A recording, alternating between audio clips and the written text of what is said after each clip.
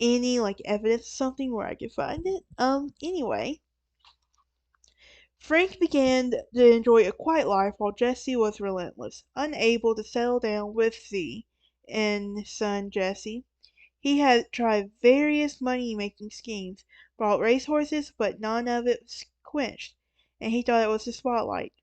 James returned to a crime in 1879, but by then the ex-Confederates had taken over the Missouri political reins, and the public had little patience for his banditry.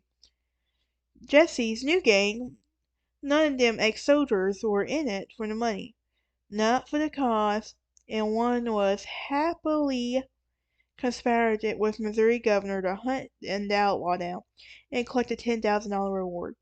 April 3rd, 1882, Jesse got a bullet to the back of his head. He died with the few allies, but in later years the myth surrounding him continued to grow and crowded the inconvenient truths of his own murderous life. So, when Jesse James was still alive, America had already loved him. There was an adventure in the otherwise dull, slowly turning late scientific age. Late in America's second century, the man rebelled against society, and he didn't like being a folk hero. In the mid-1860s, journalists eager to entertain the Easterners of the Wild West exaggerate and romanticize the gang's heists.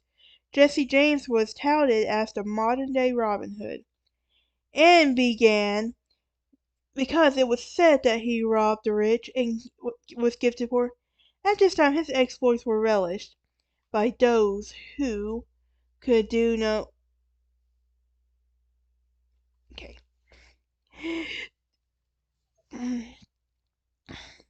who could do more than fantasize about living such an adventurous life.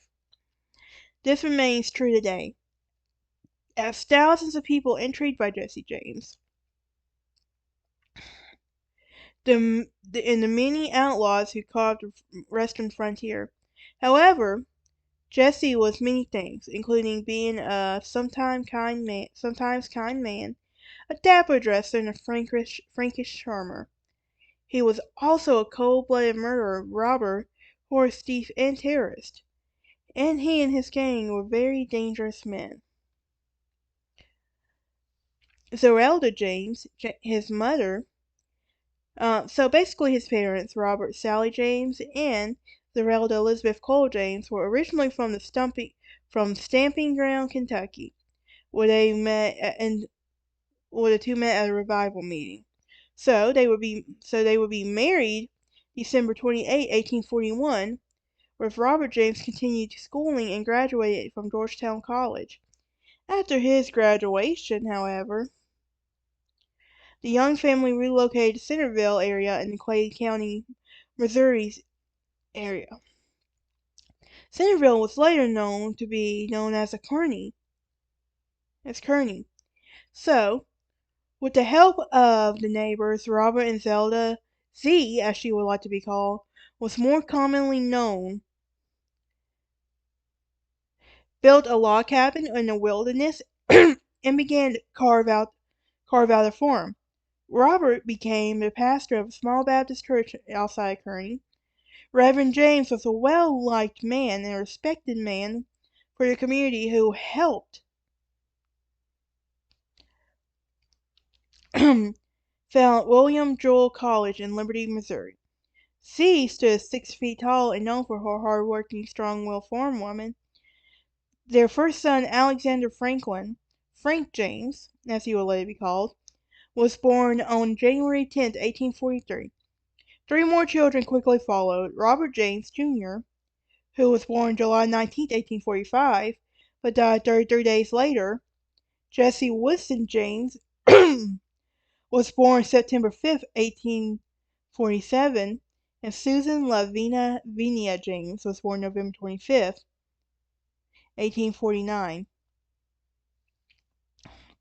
So, in the early 1850s, the Reverend James was asked to serve as a chaplain on a wagon train of local men headed west to California in search for gold. On April 12th, he left the farm in Z's care and headed west to preach to crowds of gold miners who have gathered there. The minister never made it back to Missouri. Shortly after arriving in California on August 1st, 1850, the Reverend contracted a fever from drinking contaminated water. On August 18, 1850, the minister died from cholera in Placerville, California.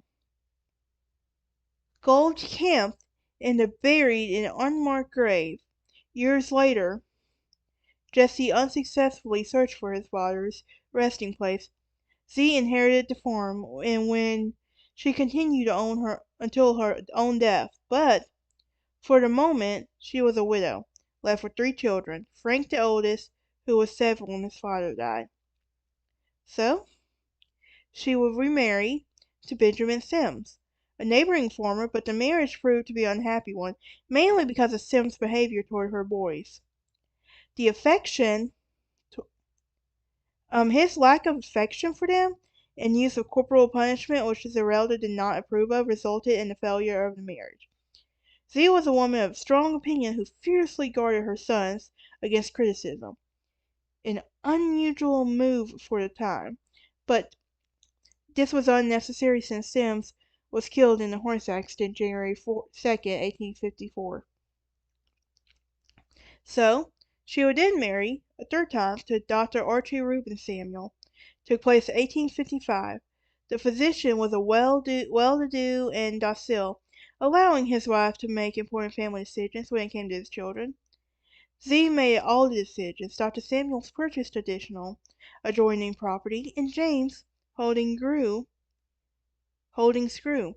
The family purchased slaves to help them with running the farm. In his youth, Frank was said to be a tactrum, he withdrawn Bible-reading boy. He was developed an interest in the late father's sizable library, particularly the works of William Shakespeare. Frank reportedly wanted to become a schoolteacher. Quite the contrary, he was described as generous, noble-hearted, and assertive, with a prankish charm. Dr. Samuel taught both boys horse riding and shooting skills. Both Samuel worked on the farm in their teenagers, enjoying a normal family life. So,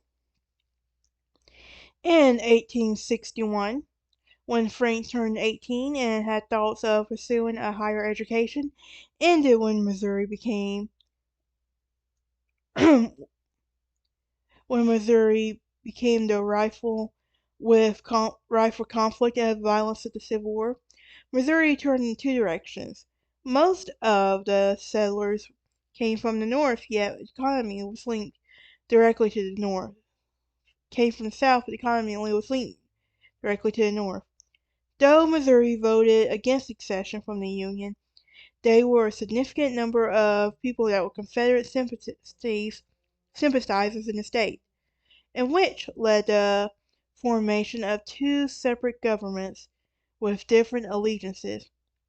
The family, on both the paternal and maternal sides, have been slave owners, for which, when formed allegiances, Missourians would serve on the armies of both sides of the war until its end in 1865.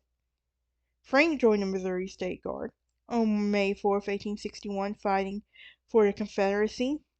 In 1862, the illegitimate son of Dr. Archie Reuben Samuel was born out of wedlock by one of the slaves. The mulatto boy was raised as part of the Samuel family. So, when the Missouri State Guard Frank served in the Battle of Lexington, where an estimated 1,774 Union troops lost their lives, a large victory for the State Guard. The Confederates took control of southwestern Missouri. So, at some point after the battle, Frank would return home, presumably because of an injury or illness. He was later arrested by a local militia of the Union supporters.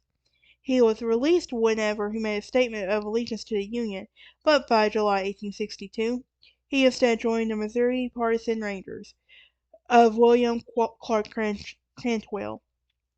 His raiders were Confederate supporters who used guerrilla tactics. They were also active in the border war when Missouri and Kansas attacked the irregular Union and various militia of the Union supporters of the two states.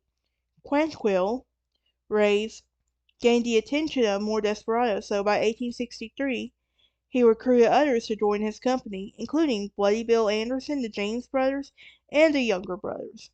In the summer of 1863, Quantrill set his sights on Lawrence, Kansas, the location of the most infamous destruction. So,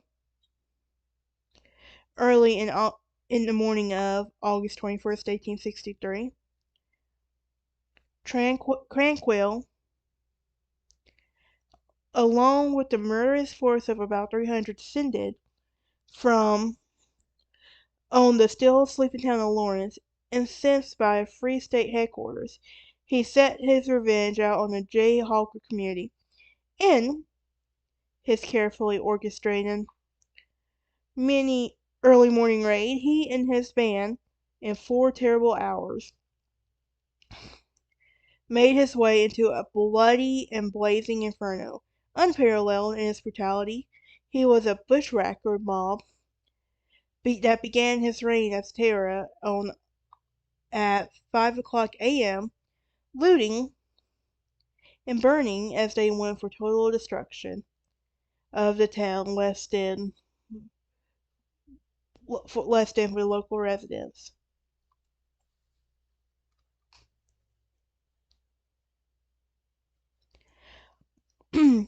Alright, I had to get ready for work, but I will continue this whenever I get home. So thank y'all so much, and I will be back.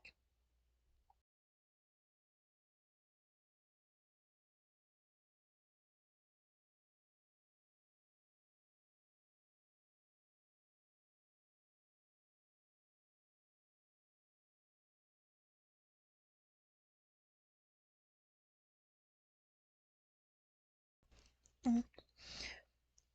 And we are back at the True Crime Lounge after I had to go to work today. We are going to be finishing up, and we'll get started, shall we? So, by the time it was all over, they had killed approximately 180 men and left Lawrence nothing but smoldering ruins. Frank James and Cole Younger were in the Quantrill during the raid, and there was no evidence that Jesse was with the murderous party. He was said to have bragged about it later. This conflict is known as the Lawrence Massacre. Just 3 months after the Lawrence raid, a party of Union soldiers invaded Samuel Farm, looking for information about the location of the camp. Jesse, who was just 15 then, was questioned and horsewhipped when he refused to answer the soldiers' questions. Dr. Samuel, who denied knowing where the raiders' camp was located, was dragged from his horse and repeatedly hanged by a tree in his yard. Somehow the doctor managed to survive the interrogation. No doubt, out of the hatred and anger of this event, Jesse joined Bloody Bill Anderson's guerrilla forces at 16. Bloody Bill was a Cantrell lieutenant who tried to raid Centralia, Missouri on September 27, 1864, and over 100 armed guerrillas descended into Centralia, a community of fewer than 100 people. Intent on robbing a train, while waiting for the train, they terrorized the local civilians, robbing and burning stores, and killing a civilian who led and attempted to defend a young woman the stage from Columbia into the community, and they robbed the passengers. So, when the train finally arrived, 24 unarmed and wounded Union soldiers were dragged from the train, frenzied ruffians, and were murdered in front of the hundreds of horrified citizens in the town. The guerrillas then set off to the Centralia depot. sacked to set fire to the train and then sent it on its way west, with no crew aboard to crash and to be destroyed later. The band of the guerrillas was followed by experienced Federal infantry led by Union Major A.V.E. Johnson about 3 miles of Centralia, Missouri. The Union forces were bushwhacked by the Union and were nearly annihilated. Over 120 Federal troops were killed. Over 3 of the guerrilla forces were reportedly killed in the battle. Frank and Jesse were a part of the battle south of Centralia, though it was disputed that they took place in the massacre in unarmed soldiers earlier that day. Jesse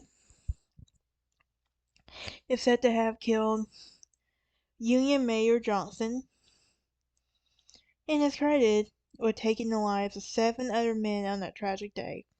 So in late spring of 1865, Jesse rode to Lexington, Missouri. Carrying the right flag, he was shot in the chest when he attempted to surrender to occupying troops.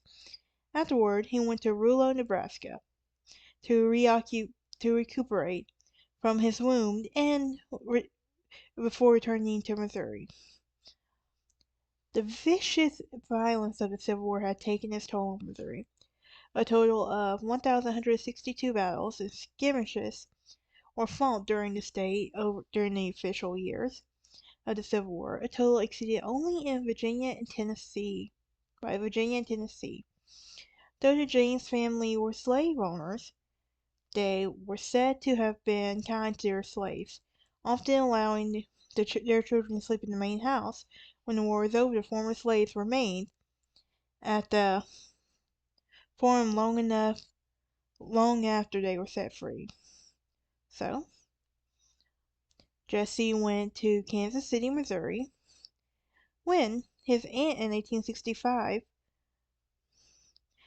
with his aunt in 1865.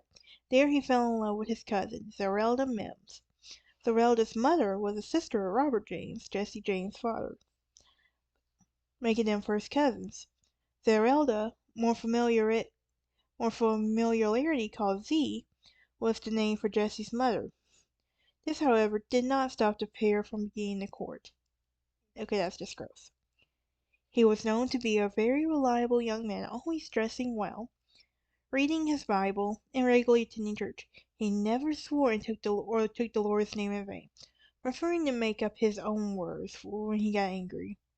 His favorite was dingus. Okay, that's pretty funny. Which his brother Frank quickly nicknamed him. When the war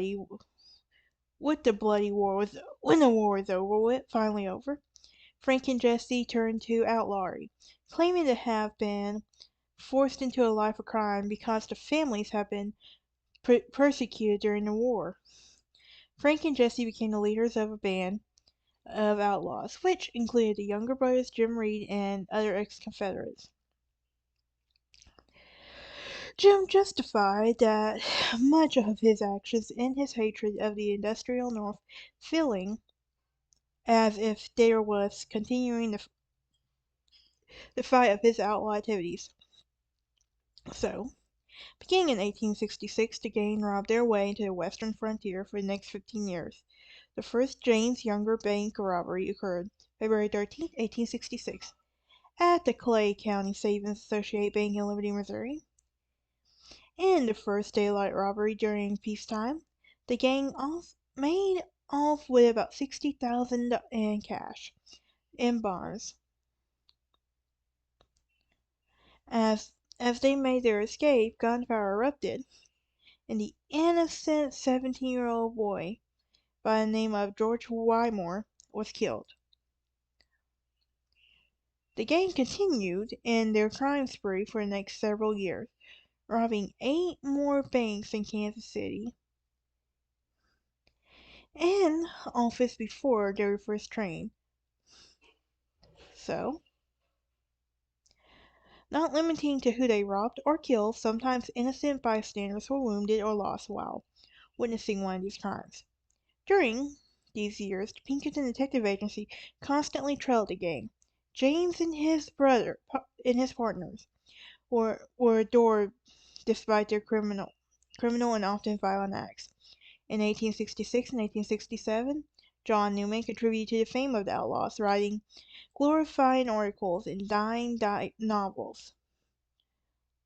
Journalists were eager to entertain the Easterners' tales of the Wild West, which were exaggerated and romanticized to the gang's heist, of course. However, they often casted James as a contemporary Robin Hood. I'm beginning to think, is it really isn't a Robin Hood a thing with criminals of the Wild West? So, when James did harass railroad executives who unjustly seized private land for railroad, modern biographers note he did not so far. Hmm. So, December 7, 1869, the gang held up the Daviess County Savings Banks in Galatia, Missouri. The teller, John Sheets, was a former Union officer who was said to have been involved with the death of Bloody Bill Anderson. Jesse hated him and shot the man in the back of his head, where Clerk William McDowell ran to the door. They were able to make out with $700 and a $3,000 reward was placed on them. So, by the early 1870s, robbing banks was getting riskier and increased their security with vaults. By the time they slowed down the game, they turned to stagecoach robbery and train robberies. The James Younger gang robbed their first train near Adair, Iowa, July 27, 1873.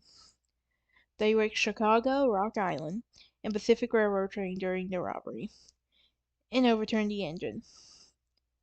The train engineer died in the accident, and the gang made off with $3,000 from passengers and funds retrieved from the express car.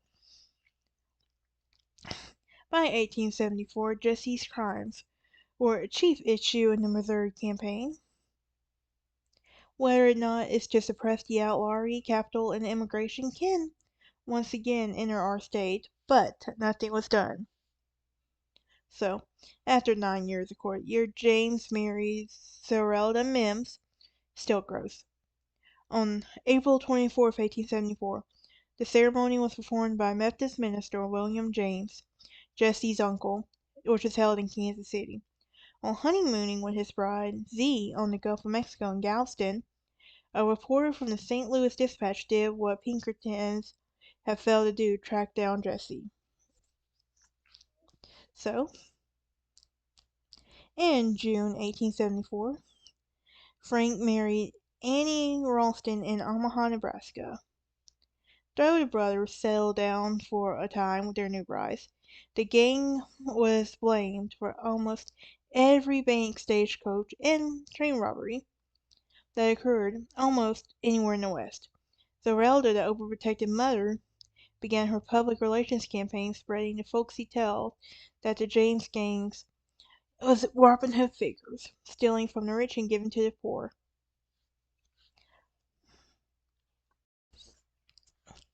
So, by 1875, Alan Pinkerman had become infuriated by the agency's failure to arrest a single gang member. The agency had been hired in 1871 by several bankers and railroad owners to track down the deadly James Younger gang. In January 1875, a Pinkerton agent, Jack Ladd, was posing as a field hand at the work of a farm across the road from the Joneses' farm.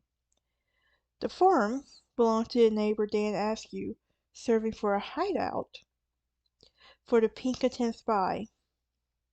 And on that afternoon, the agent thought he spotted Jesse and Frank at the farmhouse, though the brothers were miles away.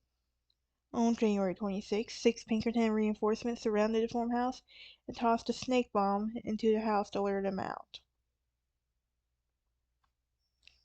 So, however, Archer Samuel, thinking it was a loose stick from the fire, tossed it back into the fireplace, and the bomb exploded.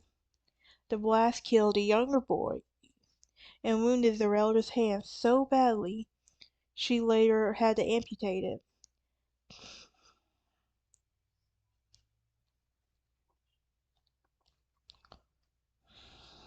So, contemporary newspapers of the time simply reported the device as a bomb, and the public was incensed. However, the public wasn't the only one who was angry. On April 12, 1975, Askew, the neighbor who had sheltered a lad, the Pinkerton spy, was found with a bullet in his brain at his home. Later in the same month, Lad was also shot and killed. So, after moving around for a while, Jesse and Z welcomed their first child, Jesse Edward, on August 31st, 1875, on a leased farm near Waverly, Missouri. Jesse and Z used the name aliases Thomas and Mary Howard. Jesse dyed his light-colored hair dark and grew his beard to conceal his real identity, while laying low for many months, until farming with his wife. But not for long. It was at this farm where the plans for a northeastern Minnesota raid was devised. The James brothers, the three younger brothers, the two Crankwell veterans named Clell Miller, Charlie Pitts, a local outlaw, all traveled west. Lured by Chadwell's tales of easy pickings on the state, right, right down Jesse's alley, he's like the no one ever talked about the northern banking. Planning on making Monaco the first target, Jesse was recognized and quickly left town. They then rode toward Northfield, Minnesota, 15 miles to the northeast, meeting the outskirts of the town September 6, 1876.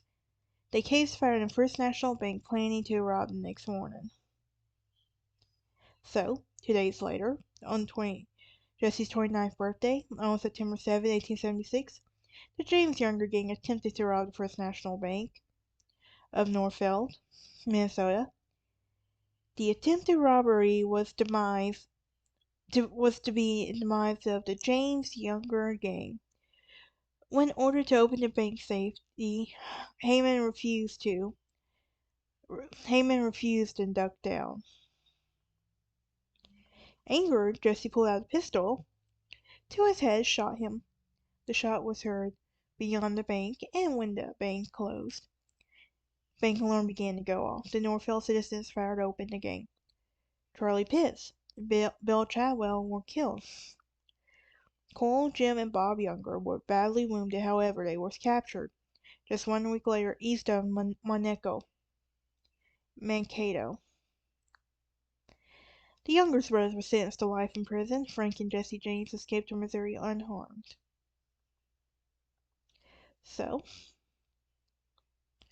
what about the James family? Well, on February 6, 1878, Frank and Annie James gave birth to Robert James. On July 17, 1879, Jesse and Z gave birth to a daughter named Mary Susan, who was born in Nashville. I'm only 3 minutes from Nashville. Where Jesse and Z stayed and Frank and Annie for a time.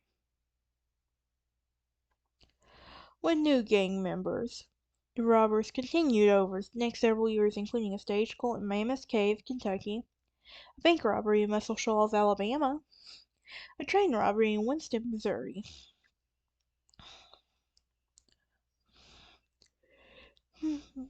So, shortly after the gang's last train robbery in Glendale, Missouri, on September 7th,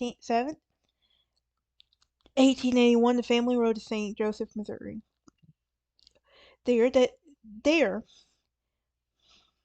they will rent a house on 1318 Lafayette Street. On December 24th, 1881, the family was settled under Jesse's assumed name, Tom Howard, with $100,000 reward over his head. Though Z tried to get Jesse to live a more normal life, and Jesse agreed. After one more great bank robbery in Platte County, Missouri, Jesse had finally decided to retire, hopefully with enough money to become a gentleman farmer.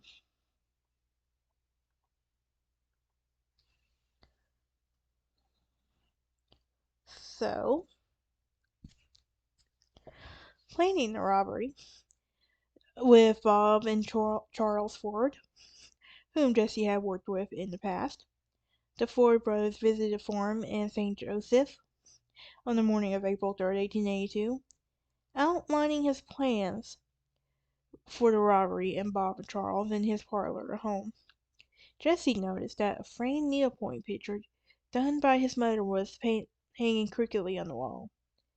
Standing there at the chair, Jesse turned slightly to her a Bob Ford cocked pistol. Bob shot Jesse in the right ear, and Jesse dropped dead to the floor. So, at the sound of the gunshot, the children ran into the room, being first to reach him. Z followed, trying desperately to stop the blood. Bob Ford was already out the door, and Charles spent a few moments trying to tell how the gun had gone off. Accidentally. Yeah. Though, he quickly exited, running after his brother. Robert Ford killed James for two reasons. The first, that James had already killed a man named Wood Height in January 1882. When word of the shooting resulted in Ford's arrest, he informed officers he had access to much wanted Jesse James. And the deal he secretly made with Governor Thomas Quinton, the governor promised Ford a pardon for his murder, and if he killed Jesse James, then there would be a $10,000 reward for Ford to collect. So, after his death, Jesse was packed on ice and taken to a train in Kearney, where he was displayed and viewed to hundreds of people, admirers, and curiosity seekers. Later, he was buried on the family farm plot near the house, so that Zerelda could keep an eye out for any trespassers or souvenir hunters. Who would souvenir hunt this? Really? Anyway, his tombstone read in loving memory of a beloved son, murdered by a traitor and coward whose name was not worthy to appear here. So, Jesse's mother Zerelda, at his grave on the James farm. Initially, Ford was charged with murdering both Wood High and Jesse James. But, true to his word, the Governor Quinton pardoned him, and was while he stood trial for murder. As to the money he received, only a fraction of it. Returning to his hometown in Richmond, Missouri, Bob and Charles were not greeted kindly, and all residents found the killing of Jesse James to be distasteful and made life unbearable for the two brothers. He thought he was doing him some good, huh? So Charles Ford fled Richmond when he heard Frank James was searching for them to kill in revenge for his brother's death. Charles kept running from town to town for the next 2 years, changing his name several times. He finally committed suicide in 1884. So, in the meantime, Bob Ford capitalized on the betrayal of Jesse James, taking to the stage and appearing in the act entitled Outlaws in Missouri. Night after night, Ford retold his story, carefully omitting the fact that he shot James in the back. But the charade of a short-lived, he was greeted with catcalls, jeers, hoots, and challenges. Ford later took off to Las Vegas, to Mexico, and then Crete, Colorado, when he was shot down in his own saloon on June 8, 1892. During their 15-year crime spree, the James Younger gang committed 26 holdup, making off more than 200,000 and killed at least 17 men. I wonder how much that is in today's market. So, what about Frank James? Well, on October 4th, 1882, Frank James surrendered to Missouri Governor Thomas Quinton, and 39-year-old bandit marched to the governor's office, took off his gun belt, placed it before him, and he said, "Governor Quinton, I want to hand over to you that which no living man except myself has been permitted to touch thee since 1861. Frank was tired of his outlaw life and being hunted for over 20 years, living on the saddle and knowing no peace. So the public exhibited universal sympathy for Frank and his family. After several long trials, Frank was acquitted on all counts. Returning home to the James farm, he took several peaceful pursuits working as a horse trainer and racetrack starter. Jesse's mother, Z, the elder, allowed tourists to view her son's grave for 25 cents and sold rocks from the grave. Legend has it that she restocked from the river when the rocks suddenly supply ran low. She also gave tours of the farm shortly after Jesse's death, a practice which is continued years later by Frank later years. So Z, who has suffered from a deep depression after her husband's death, died in 1900. Later, when Zerelda could no longer live, her husband's body was moved to Mount Olive Cemetery in Kearney, Missouri. He was placed next to his wife July 29, 1902. Frank James was present at the reburial of his brother. In 1903, Frank James appeared to be in a wild show with his friend Cole Younger, who was released from prison in 1901. So, February 10, 1911, Zerelda Samuel, after visiting Frank and Annie at their home in Oklahoma, suffered a heart attack. On the train back to Kearney at the age of 86, she is buried at Mount Olive Cemetery next to Jesse and Archie, husband Reuben and daughter-in-law Z. At 72, Frank James died from natural causes on February 18, 1915. His wife Annie Ralston spent her widowhood at the farm. Alright, that is it for season 2 of the True Crime Lounge. Join me next season and hopefully enjoy our mini series throughout. And I hope y'all have a great day.